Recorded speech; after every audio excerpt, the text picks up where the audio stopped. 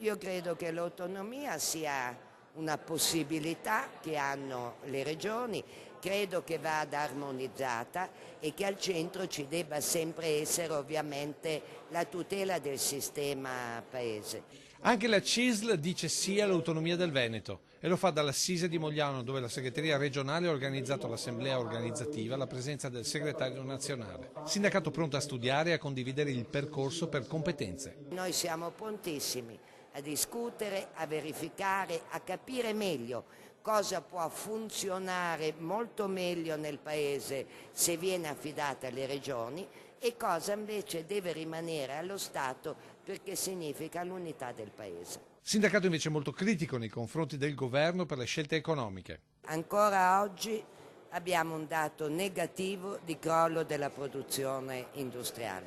Partiamo da questo ragionamento, e cioè come cambiando la linea del governo, la linea economica del governo, finalmente si riporta questo Paese a crescere. Sbloccare le infrastrutture, quelle medie, quelle grandi. Cantieri che oltre a riattivare l'economia per Anna Maria Furlan accorcerebbero il divario economico tra nord e sud.